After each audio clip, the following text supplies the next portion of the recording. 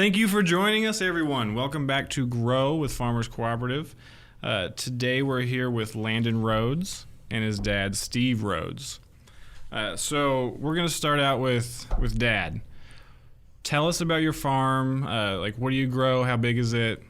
Give us the lay of the land. Okay. We farm kind of on the border of York, Fillmore, and Seward counties. We live 2 miles from the 4-county corner. So even not being a very big farmer, you can still farm in 4 counties right there in that area. So strategic placement. Yeah. Corn, soybeans mainly. No livestock anymore. Used to raise hogs and cattle, but strictly grains now. Well, so Landon obviously grew up on the farm with you. What was a typical day like when he was not too young that he couldn't help, like when he was just getting started? Like, you helped him, I would, right? Yeah. So what was a typical day like helping Dad on the farm? Typical day is rattle him out of bed early. A lot of times irrigating, I'll go out and make the early rounds just to do the drive-by and see where the hot spots are that we need to. Oh, and he was asleep at this time? Or? Yeah, probably. This is probably way early. So 7:30, we'd get started and make the rounds, see what needed attention first during irrigation season anyway. So how does that compare to, say, when you were a kid and your dad was running the farm? Did he let you sleep in, or? No, he would. About 7:30, I would hear, my bedroom was upstairs. He would knock on the ceiling with his pliers. Oh, really? And that was your wake-up call? That was my wake-up call. So what happens if you didn't get out of bed? Probably knocked again. Okay. And then you did not want the third knock, I'm guessing. So, I mean, what was the biggest difference, say, when you were a kid and your dad was farming to how everything works now with you running the farm? Like if you had to say the biggest change that happened over that time span, what do you think that would be? I'm going to say the biggest change was when I was probably 11 years old. I was on the tractor. Our big tractor was a 560, no cab. We actually had duals on our 560. Wow. Which there weren't a lot of tractors with duals back then, but they were clamp-on duals. Later on, Dad bought an 806. That was our big tractor. We never had a tractor with a cab until I went away to college. He bought one. So as soon as you left, he decided comfort was... So was probably okay. The big difference was the size of the equipment, the cost of the equipment. Oh, for sure. You know, I'm out there running a $1,500 operation at that time when I was 11 to 15 years old.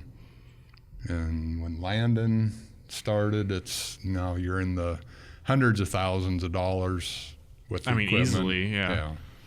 So that's a big difference between when I started and when he started. Didn't have sunscreen when I started, and my dad always blistered. tells me he would bring a shirt to work, but he wouldn't wear it because he would wear it when it was time to come in for lunch. That he ate the people he worked for. The wife would make lunch for everybody, and so he'd throw on the shirt, go inside, eat, have conversation, whatever. And then as soon as he was done, you're back outside, shirt comes back off. And it's like sunscreen, like you said. None of that was ever a concern. No, it wasn't. But being light complected, we weren't without shirts a whole lot. So, what was you both could probably answer this to varying degrees of danger. What was the most dangerous thing that you used to do or you did as part of your daily, like your work, that would absolutely not fly today? You looked right at him like he had. Yeah, I'll let you go first because there's stuff that still does fly today. It's still really dangerous, but we still do.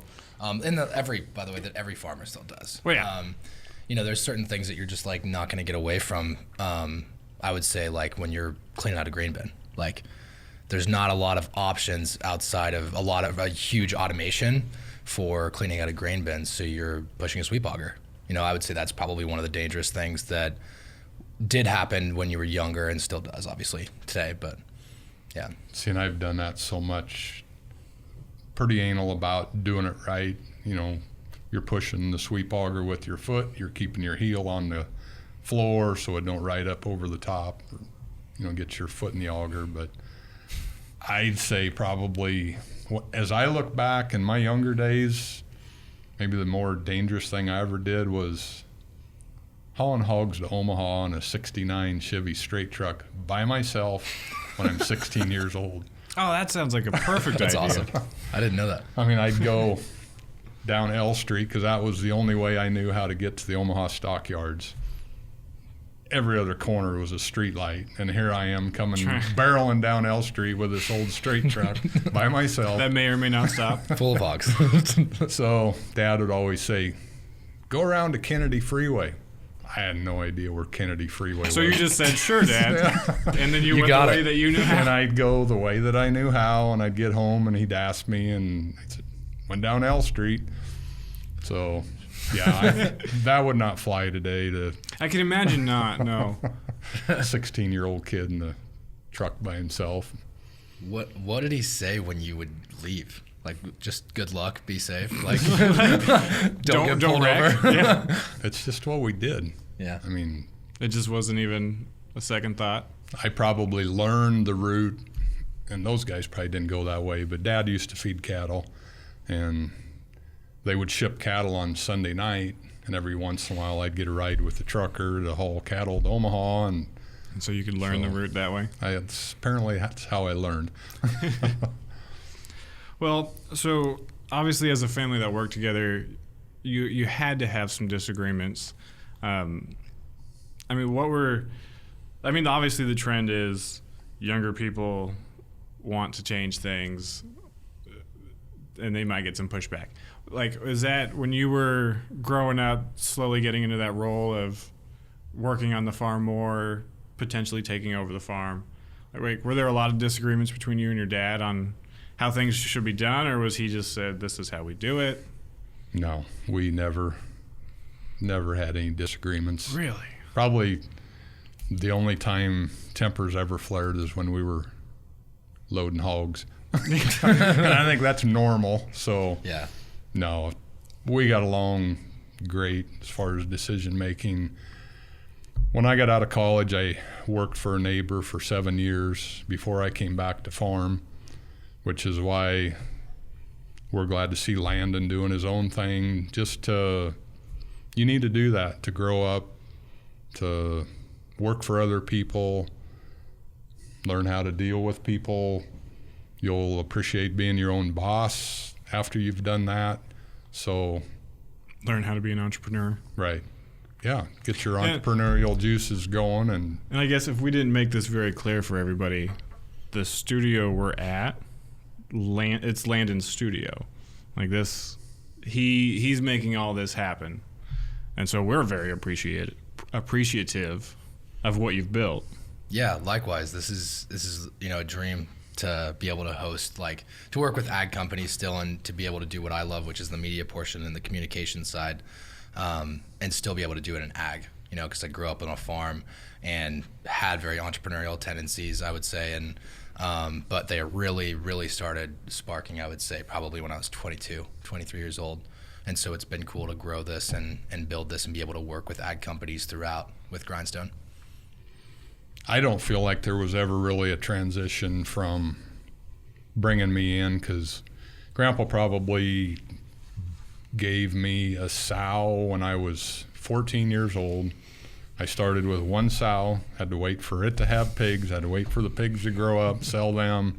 So I told Landon, I said, one thing missing today is you people don't know what patience is. I mean, Well, yeah, in today's society, everything's very like instant gratification. Yeah. and then he gave me a cow, Had to wait for the cow to have the calf, had to wait for the calf to grow up. So it was just a slower growth stage, but I started doing that before I was even old enough to drive. So before school, I'd do chores. So it after taught you school, how to take care of. right. Saturdays were going to the co-op to get feed. Had a hydro wagon that you'd have the week's supply of feed on. So yeah, that's how I started. So it feels like I transitioned in from a very young age. And then when I got out of college, worked for 7 years. 1988, I came back to farm with Dad. So did you always have that in the back of your mind, like that plan was, I'm going to get back to the That was family my farm? only plan. That's the only plan. So there was no backup. There is no plan B. No, Dad Well, says, we're glad it worked out for you. yeah, Dad said, you will go to college. That was really the only thing that Dad ever put his foot down about. You will go get an I education. went to college, and so I think I was brainwashed him before that he was even an option. Like I think that was decided so early for me as well. Like that there's like you're doing it. Yeah. And eventually you buy into that, and that's the idea. Landon went to NAYI, which kind of got his curiosity going about the university, and I went to Milford.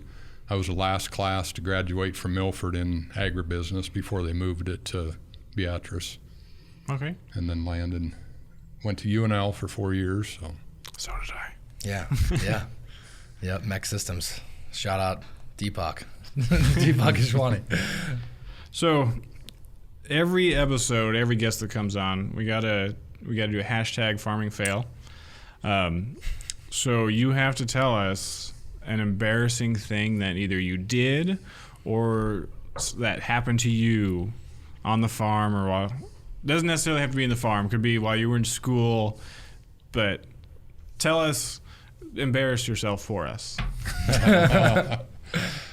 Well, I think I probably told my wife I wouldn't bring this up, but Well, then you have to bring it Now up. you have to. when we first got married, I was actually teaching her how to disc, and I was riding on the fender, and we were showing her how to disc in the worst field we could have possibly found on our farm. Well, of course. Like, why? And why would she you do went it to any other turn on the end, and it was a pasture, steep slope. And I says, whatever you do, don't push in on the clutch. So what does she do? Pushes in on the clutch. And away we went. And I'm riding on the fender. So I don't know if that was an embarrassing moment at the time, probably, but will be now. That fits under the dangerous category more than embarrassing. Right? Like, so Did you fall off? No. Oh, nice. I mean, Everything ended then good. we commend Second you for holding on. Everything ended good. And does she know how to drive now? She hasn't dissed since, I don't think. Has she driven anything else? Or? Yeah, she runs grain cart. But she just, like, that's the thing. Like, no, you ruined this for me. Yeah. We're not doing We're that. not doing disc anymore. I'm going to town to get a job. Yeah. What about you, Landon? What Oh, do you- I've got a good one. He was there to witness it.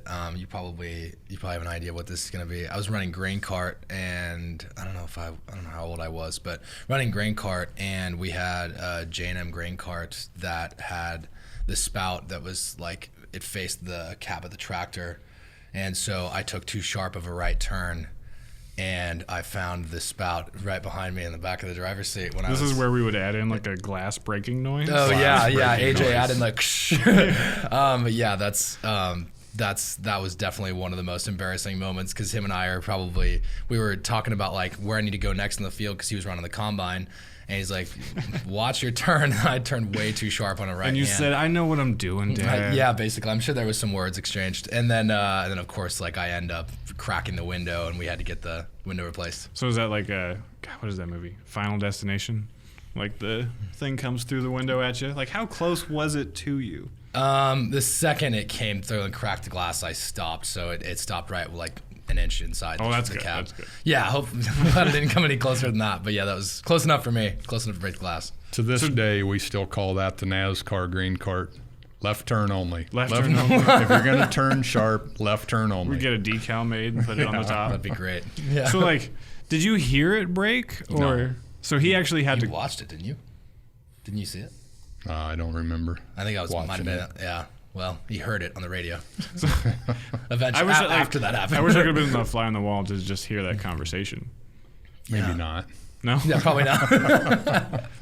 Yeah, that's probably not. But no, that was definitely one of my most, I would say, embarrassing moments. I mean, if you name, you put a name to this machine based off of his actions, like that's pretty good. I actually didn't know that until today. Congratulations, Landon. That makes sense. Makes a lot of sense now. And I was just talking to a neighbor, friend of mine, that his kid's just learning how to run the grain cart, and I brought this topic up. Make sure. Great. He had a good point, though. He said, if you don't do anything, you'll never break anything. Well, and I would imagine the next time you hop in the driver's seat, you're going to be very sure. Never happen again. Yeah. It's not going to go through. Well, because you'd rather run over corn than ever have anything close like that to ever happen. So but that was what I was trying to avoid when I was doing it, is running over corn. It's just getting a little too close between the rows. But yeah, you never make those mistakes again after you make them once. So. All right. So tell us, what is the biggest difference you can think of between your dad's farming operation to your farming operation? I'd say hands down, it's the technology. Where we started, what we used to do, and what we're doing today is just, the technology is so unbelievable. We've had Autosteer for 10 years now, and it still never ceases to amaze me that they give us the ability to come back and put a row within an inch of where it was last year. That is insane. It's mind-boggling that they give us the ability to use that technology. All the technology with the planter monitors, we're now putting them in the combine, the same monitor. You can overlay, maps from planting to harvest. And well, I know I do some work with our precision ag, and seeing the data that they can get from picking up some dirt out of the ground, or having their satellite look at the temperature or even the color, what they can figure out.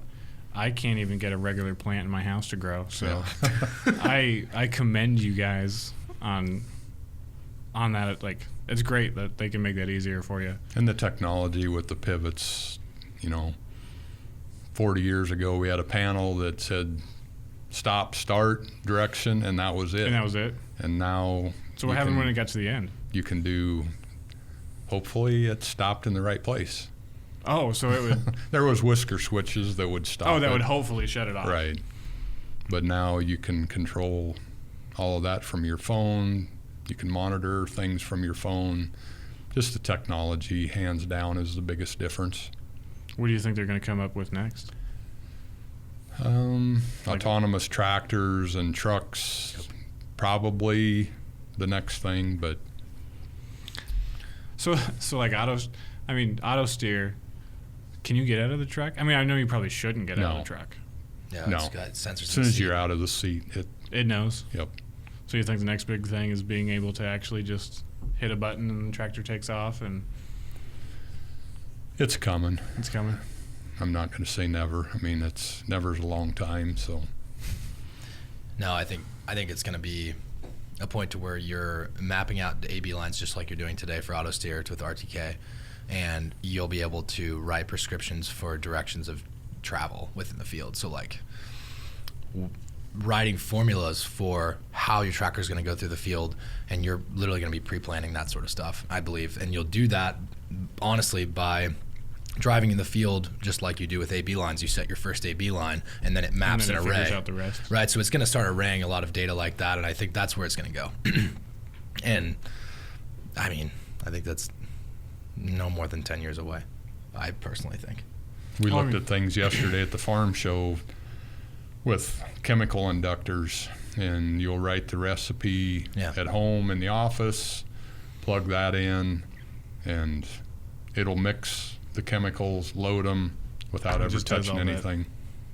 Yeah. Well, in technology, don't they say that it doubles? Is it doubles every year, or? It's moving fast. Yeah. Either way, it's fast. Yeah.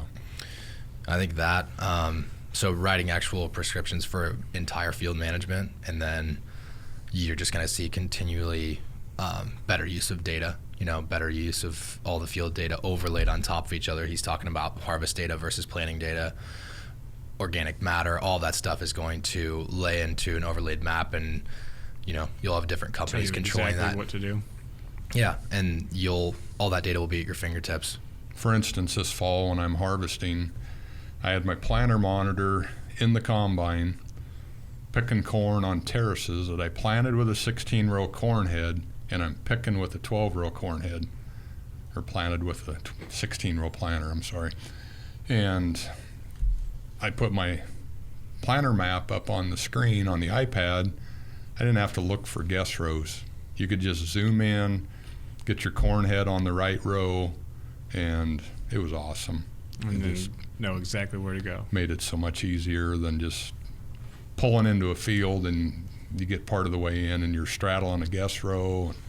So, well, thanks for coming, guys. We appreciate you coming in. As always, you can find us on Spotify, iTunes, and YouTube. And stay tuned to our Facebook. We're always posting links for when it drops. And keep growing, everyone. thank you. Thanks. Thanks for having us.